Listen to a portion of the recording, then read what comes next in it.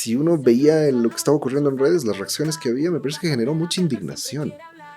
Y mucha indignación porque, claro, creo que buena parte de la gente entendió hacer una constitución es lo más serio que te puedes plantear políticamente. No puede ser que el presidente se tome tan a la ligera un hecho tan serio como redactar una constitución. Me parece que eso también generó una cierta desazón.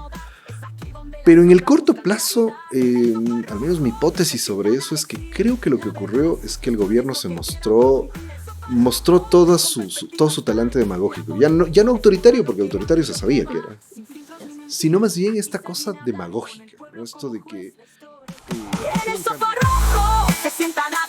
Bienvenidos y bienvenidas todos a un capítulo más del Sofá Rojo, Política con Perspectiva.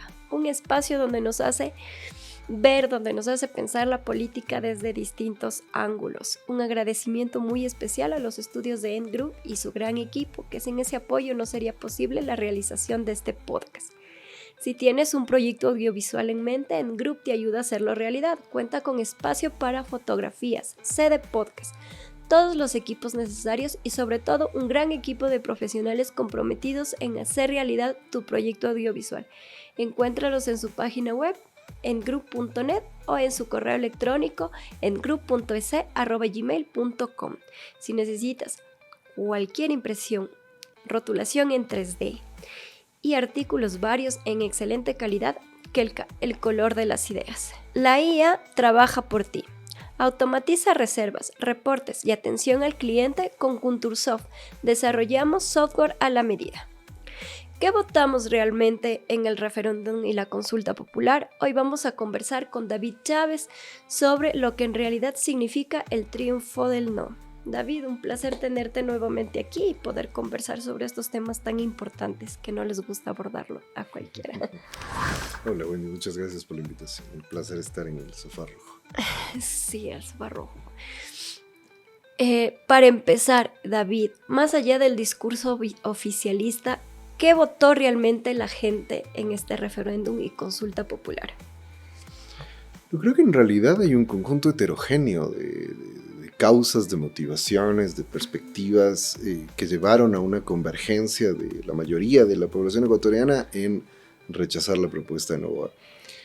Diría que en primer lugar es un voto en contra de la demagogia.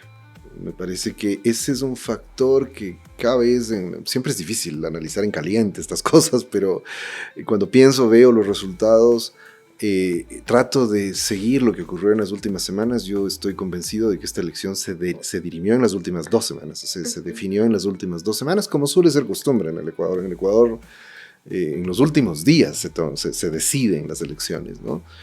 Y cuando trato de hacer el seguimiento a ver qué pasó en este tiempo, me parece que uno de los factores claves es este recurso ya obsceno y excesivo del gobierno de Noboa a la demagogia como estrategia política. Me parece que primero hay un rechazo a la demagogia y en segundo lugar, creo que es lo más importante, además hay un rechazo al autoritarismo oligárquico que representa Noboa. Me parece que llegamos a un punto de hartazgo de la sociedad ecuatoriana respecto de esto, ¿no? Creo que las dos cosas se juntan y tiene que ver con que la mayoría de la población está cansada de que el gobierno nos conduzca a unas discusiones inútiles, nos monte shows permanentemente y que en realidad no está resolviendo los problemas de fondo.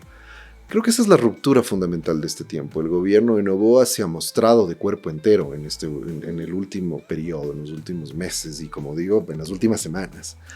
Y creo que eso ha sido dirimente y ha hecho que desde distintas posiciones la gente rechace sobre todo la demagogia y el autoritarismo del régimen. Sí, ¿tú consideras entonces que la victoria del no responde más al descontento del gobierno de Daniel Noboa que a una crítica en la que se construyó, digamos, y se comunicó la consulta? O sea, me parece que hubo una pésima campaña del gobierno. O sea, el gobierno manejó su campaña muy mal, pero no porque no hayan tenido una buena estrategia, es porque en realidad es un gobierno muy malo. Es un gobierno muy, muy pobre en términos de argumentos, de vocerías, de capacidad pedagógica, inclusive mediática, en un sentido que no sea el show o que no sea la campaña sucia, es que es lo único que manejan. Y obviamente eso es ventajoso para la sociedad ecuatoriana, o sea, que le hayamos puesto un coto al uso excesivo de la campaña sucia, de las fake news, de todo esto, y que empecemos a tener un debate más serio sobre los temas de fondo del país, me parece que es un gran logro de esta consulta. Y yo creo que está otro de los factores centrales. Esta no era una elección para representaciones locales, para el presidente, para la asamblea, en donde y es más fácil recurrir a la estigmatización del enemigo político, a su demonización, que es lo que les ha funcionado bien, sino que esta era la discusión sobre los valores fundamentales que compartimos como sociedad. Y a mí personalmente, que en general me alegra muchísimo el resultado de ayer, pero si hay algo que me alegra por sobre todo es que creo que se demostró que en el Ecuador hay unos acuerdos, hay unos consensos colectivos de larga data, que son límites y que son intocables, y ojalá la lección les quede a los políticos de que hay ciertas dimensiones con las cuales no hay que meterse. Piensa en cosas como las Galápagos, el patrimonio nacional, etc. Uno de los momentos en que el gobierno de Novoa empieza a hacer agua por todos lados es cuando Novoa, con la brillantez que le caracteriza, sale a decir que la base militar va a estar en Galápagos. Eso generó muchísimo rechazo. ¿Qué resulta?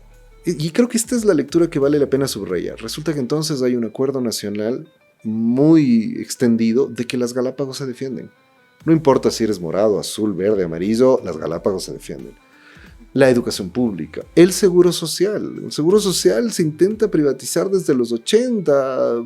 Estuvieron en medio las consultas de Durán Ballén intentando eso. No lo lograron.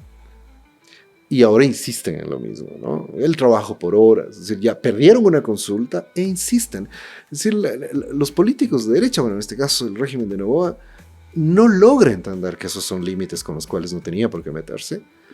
Y creo que efectivamente digamos, no es solo un rechazo al gobierno, sí, como te he dicho, creo que hay un rechazo a su demagogia y su autoritarismo, pero además hay una ratificación de ciertos valores compartidos que están recogidos en la Constitución de Montecristi.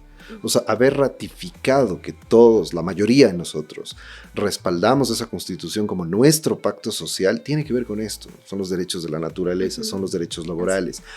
Creo que ahí ha quedado algo de eso, porque si habría ocurrido lo contrario, que era lo que esperaba el gobierno, un triunfo mayoritario, sobre todo en la pregunta de la Asamblea Constituyente, que era la pregunta clave, eso habría significado que efectivamente ya los valores que representa, los valores colectivos que representa la Constitución de Montecristi ya no estaban en la sociedad.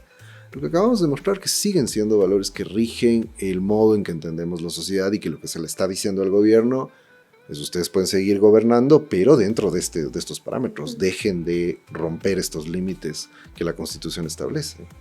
Claro, y como tú lo dices, algo que quedó súper clarísimo es que todavía tenemos límites y sabemos poner límites, que nos hartamos de esta política del shock, que nos hartamos de estos paquetazos disfrazados, ¿no?, de democracia. Digamos, ¿qué emociones o narrativas crees que influyeron más en el electorado para llegar a este resultado? Mira, creo que ahí hay que leerlo en un doble registro, ¿no? Y sobre todo para evitar una cosa que es un riesgo en este momento, que empiece una guerra fratricida entre las izquierdas sobre quién es el gerente propietario del triunfo al no. A mí me parece que es la convergencia de muchos sectores, y así es como hay que leerlo. Entonces, ¿por qué decía que hay un doble registro? Porque hay una acumulación del combate, la oposición, la crítica, no solo al gobierno de Novoa, sino a todos los gobiernos de derecha de los últimos años, que viene acumulándose desde hace mucho rato. Pero hay otros factores de más corto plazo, de cortísimo plazo, diría yo, que son algunos puntos clave que me parece que en la campaña del gobierno no fueron bien manejados y aglutinaron a estos malestares dispersos, descentralizados, acumulados algunos, otros recientes. Y tienen que ver con cosas como lo que he dicho, lo de las Islas Galápagos, lo de los intentos o sea, las declaraciones de que van a privatizar el seguro social, el seguro de la policía y los militares. Curiosamente, sobre todo si habrá que ver la gente que hace este tipo de cálculos que dice luego, pero cuando ves a primera vista lo que pasó con las redes sociales, después de la declaración de Noboa sobre el uso de ChatGPT para hacer la Constitución. Me parece que curiosamente eso que podría parecer un detalle intrascendente, si uno veía lo que estaba ocurriendo en redes, las reacciones que había, me parece que generó mucha indignación. Y mucha indignación porque, claro, creo que buena parte de la gente entendió hacer una constitución es lo más serio que te puedes plantear políticamente. No puede ser que el presidente se tome tan a la ligera un hecho tan serio como redactar una constitución. Me parece que eso también generó una cierta desazón. Pero en el corto plazo, al menos mi hipótesis sobre eso es que creo que lo que ocurrió es que el gobierno se mostró todo su talante demagógico. Ya no autoritario, porque autoritario se sabía que era, sino más bien esta cosa demagógica, ¿no? Esto de que, porque hubo un cambio que me parece que es muy importante para entender el resultado. El gobierno dejó de ser un gobierno con un presidente ausente y se convirtió en un gobierno con un presidente presente todo el tiempo. Y eso les jugó en contra. O sea, es decir, el hecho de que Noboa deje de ser esa especie de fantasma que pasaba solo de viaje y que no daba la cara a casi ningún tema, y de pronto se ponga al frente y finja, simule ser presidente, es decir, dar entrevistas, estar en eventos, hacer campaña, le resultó tremendamente perjudicial, porque me parece, porque la novedad de la elección última es que de lo que estamos hablando es que hay una proporción importante de votantes de derechas que decidieron votar en contra. Entonces, la clave para leer ese voto particularmente, que creo que es el que le da semejante ventaja al no, es que ese carácter demagógico del gobierno terminó molestando a sus propios electores. A sus electores no fascistizados, a sus electores que no están en el extremo que comen, desayunan, almuerzan y meriendan anticorreísmo y creen que lo único que hay que hacer en el país es sepultar al correísmo. Estos otros sectores más democráticos, digámoslo así, me parece que encontraron ahí un ejercicio excesivamente demagógico de la presidencia y creo que rechazaron eso. Me parece que es un mensaje claro de que el gobierno tendría que enmendar el rumbo, ¿no? Sí, o sea, claramente le estamos diciendo Noboa cambie las cosas, no estamos de acuerdo con lo que está sucediendo. Sí, en Ecuador se busca muchas veces instalar la idea de que la gente no entiende o no y se deja manipular, ¿no? ¿Qué les dirías a quienes sostienen esto frente al resultado del no? Bueno, o sea, creo que eso primero no es estable. O sea, sí puede haber manipulación. Yo sí creo que hay momentos en que... Yo no soy partidario de esa tesis de que los electores nunca se equivocan. No, a veces nos equivocamos y del medio a la mitad. Lo que hay que entender es cuáles son las motivaciones del voto, cuál es el contexto en el que ocurren cierto tipo de elecciones que hace la gente, ¿no? Y lo que yo creo es que lo que ha pasado en el último tiempo es que a Noboa le han dado muchísimas oportunidades de demostrar que podría hacer las cosas de manera diferente. Entonces creo que efectivamente la gente en ciertos momentos puede diferenciar y es lo que ocurrió ahora. O sea, insisto, que a quien hay que prestarle atención es al votante de derecha que al final termina votando por el no. Entonces gente que pudo diferenciar, o sea, no es gente que se ha cambiado a la izquierda, ¿no? Esa sería una lectura completamente equivocada, pensar que ya con esa votación entonces ya la izquierda va a sacar el 60% en las próximas elecciones. Como también es equivocado atribuir el triunfo del no a un partido. A un solo partido. Exacto. Que también es equivocado negarle su participación, que es lo que está haciendo también buena parte de la izquierda, negarle a la Revolución Ciudadana su aporte en el triunfo del no. O sea, no es ni lo uno ni lo otro, o sea, insisto, hay una convergencia de sectores y actores con los partidos un poco por detrás, eso sí, pero me parece que también es un error eso. Pero lo que está pasando en cambio del lado de las derechas es que precisamente estos sectores un poco más democráticos lograron ver que había que diferenciar. O sea, es decir, hay que diferenciar entre una posición política de derechas, inclusive de rechazo al correísmo, qué sé yo, y la necesidad de defender ciertos mínimos democráticos. O sea, yo escuché, ya no recuerdo quién era, pero alguno de estos periodistas de derechas que decía cosas como que, pero me pareció interesante, o sea, más allá de todo, decía que va a votar no en la pregunta de las bases militares, porque si volviera el correísmo capaz que usa eso y pone una base militar rusa o china. Sí, y te digo, es muy extraño, si lo ves, pues dices, ya, sabes, del anticorreísmo, de la obsesión anticorreísta, Pero a pesar, ahí es donde tenemos que ser más finos en el análisis, ¿no? Dejar de lado eso que ya va por default en algunos periodistas, en alguna gente de la derecha, el anticorreísmo, pero lo que me parece interesante es la novedad del planteamiento que hacía este periodista, ¿no? Cuando te dice, ahí hay un principio que hay que defender, que es el principio de cuidar la soberanía de cualquiera que sea del lado de Estados Unidos o sea del lado de China, quiera meternos en un conflicto internacional. Y a eso es a lo que me refiero. Entonces resulta que a pesar de que yo puedo tener enormes diferencias con ese periodista en términos de defensa de la soberanía, estamos de acuerdo. Entonces, y creo que obviamente Noboa se pasó 3 pueblos con la idea de que gracias al respaldo que tenía, y sobre todo la lectura que hacen post-paro, que me parece que ellos se sintieron ganadores en el post-paro, entonces creyeron que podían irse por encima de esos acuerdos nacionales básicos, y eso es lo que les acaba de pasar factura. Creo que al final también el triunfo del no es un reflejo precisamente de todo lo que sucedió en el paro, ¿no? Sí, en parte digo, todavía hay que descifrar con más precisión, ¿no? ¿Cuál fue la influencia que tuvo, cuál no? Yo sigo pensando sobre todo en que luego del paro las cifras de Noboa eran altas, y al final de cuentas, mira, Noboa entra, según las encuestas de ese momento, entra antes del paro con un apoyo de alrededor del 40%, y después del paro tiene un apoyo similar, dependiendo de la encuesta, en algunos casos inclusive un poco más. Y es exactamente la votación que saca. Entonces digo, creo que ahí el proceso de estos últimos meses, el proceso político, es de una mayor complejidad que todavía no terminamos de entender del todo. Sí hay resonancias del paro, es decir, no quiero decir que no haya resonancias del paro, pero me parece que algo cambió en estas semanas de campaña, y es a lo que me refería. Yo creo que es este gobierno que de pronto se pone en todos los reflectores y empieza a mostrar el altísimo nivel de incompetencia y demagogia que tienen, y que decepciona a mucha gente. No creo que tanto por el paro, me refiero a esos sectores de derecha, que quizá muchos inclusive no han visto bien la respuesta del gobierno, pero sí en el aglutinar. O sea, me parece que lo del paro sí ayudó a aglutinar a ciertos sectores de militancias no partidistas, digamos, ¿no? De la gente de pequeños colectivos, de organizaciones, etcétera, que se fueron aglutinando en torno al no, y entonces ahí sí habría una influencia más precisa, digamos, en ese sentido.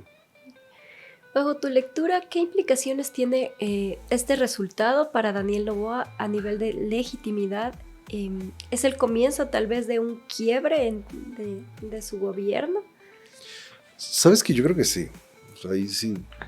A veces uno no tiene que ser tan categórico, sobre todo cuando habla del futuro, pero me parece que sí. Creo que este es un punto de quiebre del gobierno de Noboa. Creo que es un punto de ruptura. O sea, esto marca, y no solo del régimen de Noboa, esto marca un punto de quiebre de todo el orden político de los últimos tiempos. Yo me atrevería a decir que podríamos estar asistiendo a un cierre del ciclo neoliberal, oligárquico de este último tiempo. Empezando eso, ¿no? No quiero decir que ya esté. O sea, esto podría... nunca hay que subestimarles. Las oligarquías pueden echar mano de cualquier recurso para volver a reconstituir su legitimidad en la sociedad. Pero si esto sigue así, creo que va a depender mucho de cómo las izquierdas lean esto. O sea, si las izquierdas lo leen mal y empiezan de nuevo con su guerra fratricida entre sí, me parece que es la receta para que la oligarquía de derecha se vuelva, o sea, la derecha oligárquica, no hay oligarquías de izquierdas, pero bueno, se vuelva a posicionar.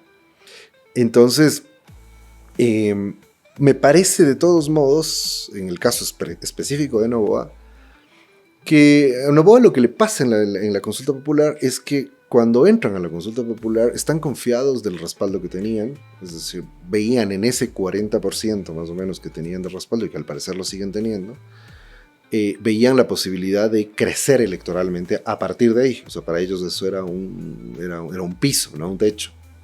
Lo que les acaba de demostrar la consulta popular es que ese es un techo, y es un techo de hierro. O sea, de subir de ahí les va a costar muchísimo. No pudieron subir un punto de lo que estaba midiendo Noboa antes de la elección. Y entonces, lo que medía como aprobación, quiero decir, ¿no? Y entonces, me parece que el de aquí en adelante, la deriva que esto va a tener es estrictamente el desgaste. O sea, no creo que... Porque además no tienen muchas opciones. O sea, la opción que tendrían que de pronto súbitamente sean iluminados por alguna fuerza espiritual o alguna fuerza trascendental y entiendan que tienen que tener una respuesta democrática frente a esto. Lo que significaría, yo no sé en qué es en lo que están pensando, en condiciones normales, en condiciones democráticas normales, Noboa debió haber salido esta mañana, ya debía haber salido, a hacer un anuncio de que va a haber una crisis de gabinete, de que van a renunciar todos sus ministros y va a cambiar a los ministros incompetentes que tiene. Deberían estar ya intentando acuerdos con otros sectores políticos para lograr acuerdos más generales con los movimientos sociales. Debería llamar a la CONA y al FUT, a todo el mundo a sentarse para ver cuál es el rumbo que va a tomar el país. Pero como te digo, en condiciones normales, en condiciones democráticas normales. En este que es un régimen cívico-militar, o sea, serán los militares los que están reunidos y tratando de decidir qué van a hacer. Y eso es peligrosísimo, porque los militares no deberían estar decidiendo qué se va a hacer políticamente. Pero me temo mucho que esto, la discusión de qué va a hacer el gobierno se está haciendo en los cuarteles, no en las oficinas de gobierno. Y eso es muy peligroso. Porque lo que queda es, el país le acaba de decir, por Dios, ya gobierne con algo más de democracia y gobierne. Porque ese es uno de los problemas básicos, gobierne. Y la encrucijada en la que se encuentran es que ADN no es nada. O sea, para hacer gobierno realmente, que no te digo que se vuelvan el mejor gobierno de la historia, no, que sean un gobierno que medianamente dé respuestas a cosas tan básicas como que haya medicinas en los hospitales. Pero para hacer eso necesitas cuadros que ADN no tiene. Porque ADN es terrible, a uno le dan ganas de llorar viendo los cuadros de ADN. Sí. ADN no tiene, o sea, Noboa tendría que lograr ciertos acuerdos políticos con otros actores, inclusive del espectro de la derecha, ni siquiera que se reúna con la oposición, con las organizaciones sociales, del propio espectro de la derecha, pero gente que tiene experiencia en el sector público, que le puede ayudar a resolver los problemas. Pero me temo mucho que no quieren. Y me temo mucho que, como te digo, si esto se está decidiendo en los cuarteles, a ellos no les va a interesar nada de cualquier salida democrática. Y entonces se van a encerrar en la lógica autoritaria. Y no me extrañaría que intenten dar patadas de ahogado de corte autoritario. Pero eso me parece que solo les va a seguir deteriorando su respaldo. Entonces, me temo mucho que esto que yo he visto, que yo he dicho que es como una obra de teatro en 3 actos, que es lo que han vivido tanto Moreno como Lasso y me parece que ahora Noboa, me parece que estamos entrando en el tercer acto. Es decir, siempre tuvieron un primer acto de ruptura, de un segundo acto de mucho respaldo popular y un tercer acto de deterioro, que les terminó dejando muy mal. Bien podríamos estar entrando en ese tercer acto en el caso de Noboa y puede ser que no logre recuperar. O sea, yo lo veo muy difícil. O sea, que logre recuperar un apoyo mayor del que tiene, lo veo muy difícil. Y veo que el escenario más probable es que más bien se vaya menoscabando el apoyo que tienen. El poco apoyo que aún le queda. Sí, como acabas de decir, los que toman las decisiones ahorita son los militares, pero no sabemos qué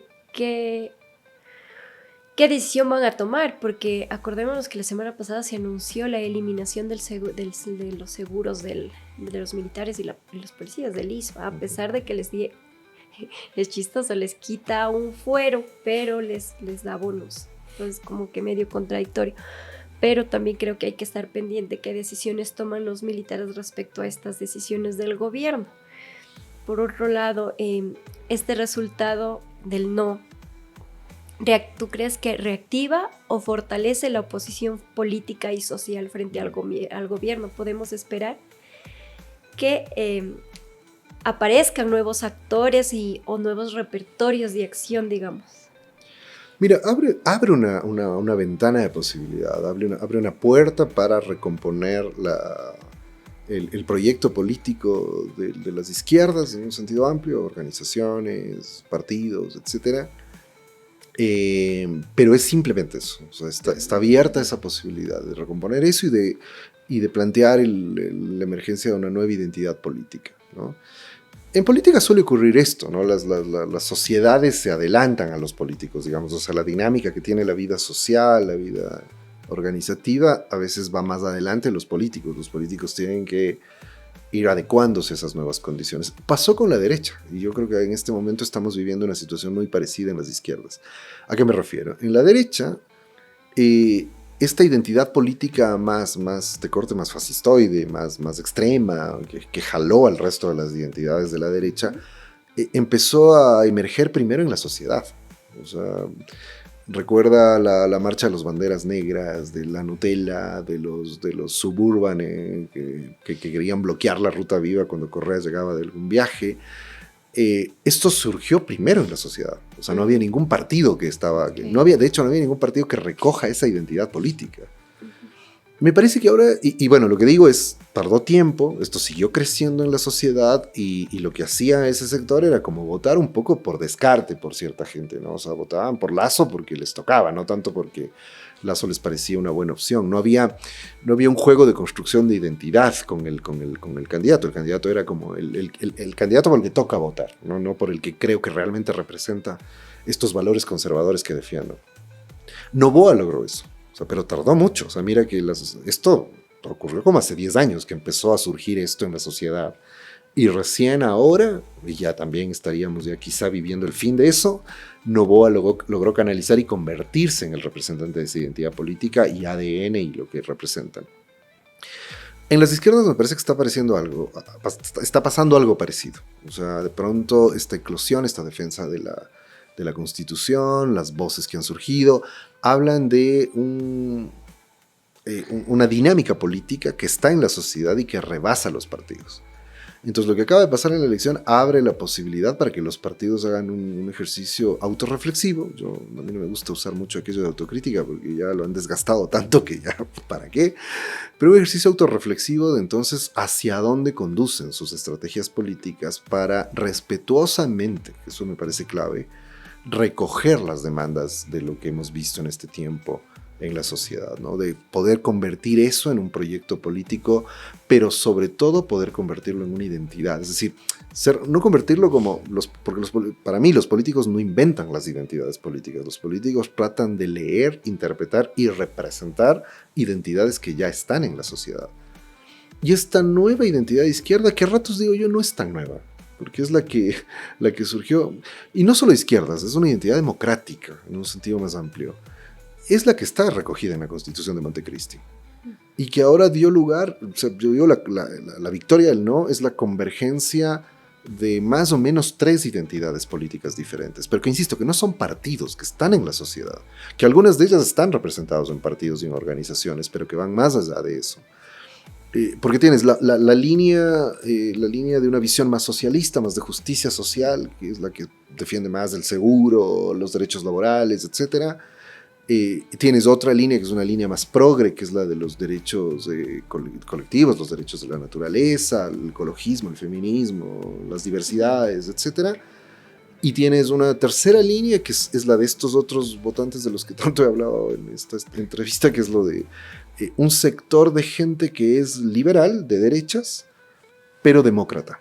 O sea, que cree que es necesario tener un proyecto democrático y colectivo, y entonces ya no le molesta juntarse con esos otros 2 sectores a los que veía siempre con distancia y con resquemor, porque le parece que es más importante defender un proyecto democrático que defender lo otro. Y la ventaja es que la Constitución de Montecristi representa eso. O sea, es decir, todos sus sectores se sientan representados en su lado en la Constitución de Montecristi. O sea, la línea más socialista le prestará más atención a los derechos de los trabajadores, al estado de bienestar, a las áreas estratégicas del Estado, qué sé yo. El sector más progresista más a los derechos de la naturaleza. Los liberales estarán más de acuerdo con por ejemplo, la Corte Constitucional, que es algo que han defendido mucho desde esa perspectiva, pues son esta gente que defiende el orden institucional, el Estado de Derecho, la institucionalidad. Entonces me parece que acabamos de tener una lección en la sociedad ecuatoriana de que es posible que estas 3 fuerzas, estas 3 tendencias, porque no son fuerzas políticas, ahí la única fuerza que tiene cierta, o sea, la única identidad política que tiene cierta representación política consolidada es la versión más socialista que se refleja en la Revolución Ciudadana. Las otras no tanto. Y ahí es donde está la clave, porque no hay fuerzas políticas significativas que la representen. Así es. Y eso me parece que plantea un reto tremendo para la Revolución Ciudadana. O sea, es en qué medida la Revolución Ciudadana puede renovarse para no quedarse estancada solo en las identidades que ya les son más fieles, que tienen que ver con esto de los valores más socialistas, y puede articular a las otras, es decir, en qué medida les puede decir que no que se vuelvan correístas, sino que el correísmo puede ser una alternativa política para recoger esas otras identidades y esos otros proyectos políticos. Al correísmo obviamente le ha costado, y le ha costado por los conservadurismos de sus liderazgos, por ciertos comportamientos autoritarios que tuvieron cuando fueron gobierno. Entonces, para ellos creo que es la oportunidad de rever eso. Pero estarían también los otros sectores. El Pachacutic tendría que hacer una autorreflexión muy fuerte sobre esto. Es decir, está el Parlamento ahí donde están sus asambleístas votando con Novoa. Entonces también me parece que es necesario oír ese mensaje. Pero mi lectura en síntesis es que los partidos políticos están rezagados de lo que está demandando la sociedad. Sí, no, es el momento, creo yo, de que las izquierdas regresemos a ver sobre lo que está pasando dentro de los partidos y lo que está pasando afuera. Que conversemos, que como lo acabas de decir hace algún rato, dejemos de pelear entre ver quién es más de izquierda que quién y empezar a formar nuevos proyectos políticos que le hagan frente a esta situación. El triunfo del no puede ser una antesala de debates más profundos sobre la democracia, la justicia y otros modelos de desarrollo. A ver, yo te diría igual, quizás estoy siendo muy categórico frente a tus preguntas, pero también creo que sí. Bueno, quizás no seré tan categórico. Creo que igual se ha abierto una posibilidad de que recuperemos y dignifiquemos el debate público. Y esa es una de las cosas que a mí me tiene más contento. Porque en esta ocasión no sirvió la estrategia del miedo, de las fake news, de la demonización de actores políticos, a pesar de que lo intentaron hasta el final, esa imagen de Glass siendo llevado, violando todos sus derechos, después de una semana más tarde de que la Corte Constitucional emitió medidas provisionales en el caso de la Corte Interamericana de Derechos Humanos. Entonces sí fue un acto de exceso obsceno del ejercicio autoritario del poder. Lo que me parece interesante es que eso le jugó en contra al gobierno. Entonces, esa estrategia no funcionó porque en realidad, porque insisto, eso te puede funcionar en una elección personal, o unipersonal o pluripersonal. Pero en una elección donde lo que estás planteando sobre todo son los principios constitucionales que rigen la sociedad es más difícil, porque ahí era necesario empezar a debatir. Y es precisamente lo que ocurrió con las vocerías de la campaña del no, que exigieron debate con los voceros de las derechas, ¿no?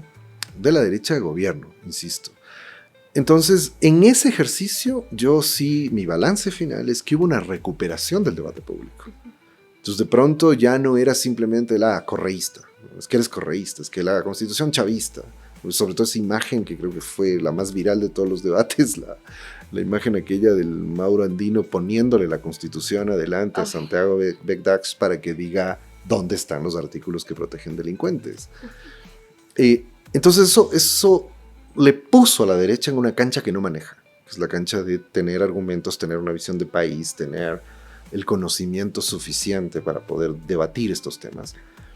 Y eso también nos abre esta posibilidad de entonces retornar a un debate más serio. O sea, un debate que no esté atravesado solo por el estigma, solo por la mentira, solo por el ataque, la calumnia, sino que nos permita volver a pensar cuáles son los fundamentos básicos con los cuales creemos que la sociedad ecuatoriana debe organizarse, ¿no? Entonces, yo soy optimista sobre eso. Creo que tengo un indicador que me dice que esto también es interesante. En el debate público de la consulta tuvieron poco espacio los consultores políticos y los expertos en marketing político y en comunicación política. En la época, y los abogados, digamos, bueno, salvo los constitucionalistas, pero los abogados penalistas que hablan de todo, no tuvieron mucho espacio. Y me parece que eso es positivo.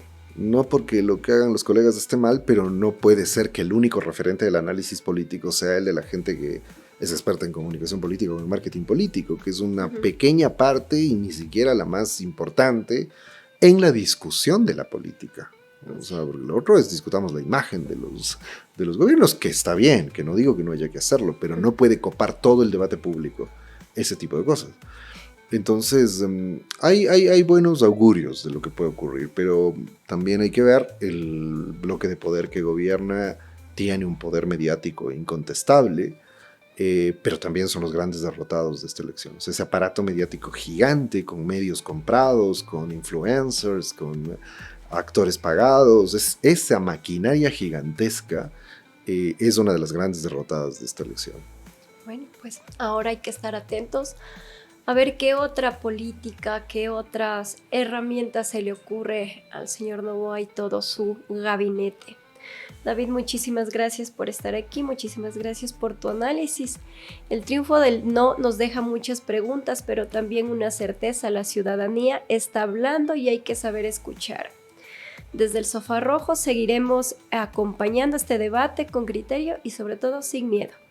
Gracias nuevamente por estar aquí, gracias a todos quienes nos ven y quienes nos ven por mantener viva una reflexión crítica. Recuerden que la política no solo se hace desde las urnas, sino también desde las calles, desde la comunidad y desde luego desde el Sofá Rojo. Síguenos en redes sociales, suscríbete, porque la política también se hace desde tus comentarios. Yo soy Wendy Olmedo y esto fue El Sofá Rojo desde los estudios de End Group.